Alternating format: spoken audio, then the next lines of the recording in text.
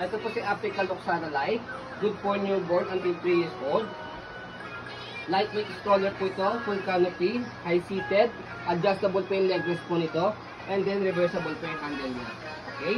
So ito po yung details po ng stroller po natin. So ito po yung canopy. Wala po siyang faded. Wala pong discoloration. Ayan po yung details po ng canopy niya. Hindi po yung faded. Wala po yung discoloration. Okay?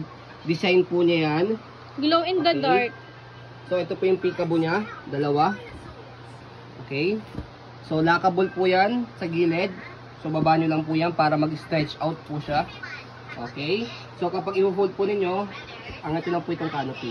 Pwedeng half, pwedeng full. Okay. So, regarding sa pad po niya, already washed. Ready to use. Okay. Lightly brown po siya. Magkaiba po yung color niya rito. Ito black. Ito lightly brown. Okay. So, hindi nyo kailangan bumili ng extra fusion pad kasi meron na siya. Ayan. Okay. So, regarding naman po sa harness niya, meron siya sa body. Okay. Wala po siyang putol. Ayan. Safe na safe si baby. Okay. So, regarding naman po sa front handle, ayan, meron po siya kasamang pad. Pag ilalagay niyo po si baby, press niyo po itong button dito. Okay. Sa paglagay, sa pagbalik, salpak niyo lang po ganyan. Sa leg rest, adjustable. May stick siya rito. Pag nakaupo, ganyan, push nyo lang po. Pabalik yung stick. Pag nakahiga, atake nyo lang po. May kasama na po siya nitong pad. Okay? So, ganyan po siya kapag nakahiga. Para mas mahaba po. Okay po? So, regarding naman po sa footrest niya, ayan, okay na okay po siya. Scratch minimum.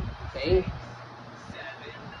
So, sa gulong, hindi po siya pudpod. Easy to maneuver. Nag-swivel. Okay? Pag gusto nyo pong i-lock, okay, yan, baba nyo lang po ito para hindi po siya mag-swivel pag i-heli nyo si baby.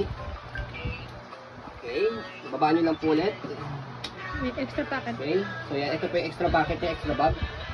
Okay, so regarding naman po sa body frame, ayan, okay na okay, napakaganda, pwede po sa maselan.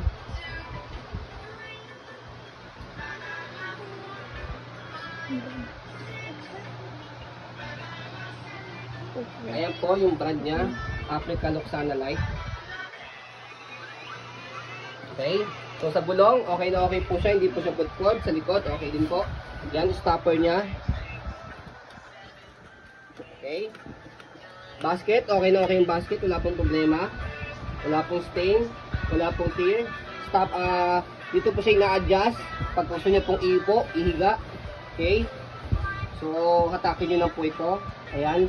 Mesh tight po yung likod dyan, may airways para po hindi po mainitan yung likod ni baby. So, push nyo po ito pag gusto nyo po semi-reclined or nakahiga. Kalahati semi-reclined, babang-baba, nakahiga. Okay? So, atake nyo po ito pag gusto nyo po ihiga.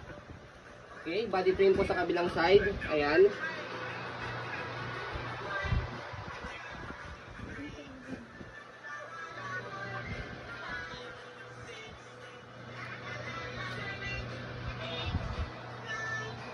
Okay, so regarding sa handle, yan, okay na okay din po yung handle niya.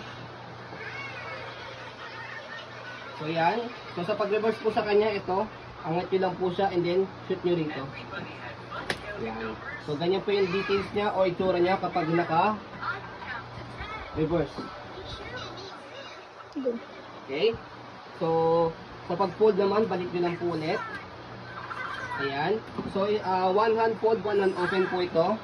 So yan, slide nyo lang po and then press po yung nasa ilalim kasi kapag nakalock siya, hindi nyo ma-press yung ilalim. Slide, press, angat nyo lang po yung likod, tapos baba. Okay? Kaya-kaya po ito kahit hawak ko si baby kasi lightweight lang po siya. Sa pag-open, ganun din, slide, press, tapos angat, tapos yan, nakaangat yung likod, tapos buka nyo lang po ganyan. Okay? So yan, as you can see, very details po kami mag-video kasi ang shop policy po namin, no refund, no exchange. What you see is what you get po. So yun po, maraming salamat. Have a nice day and God bless po.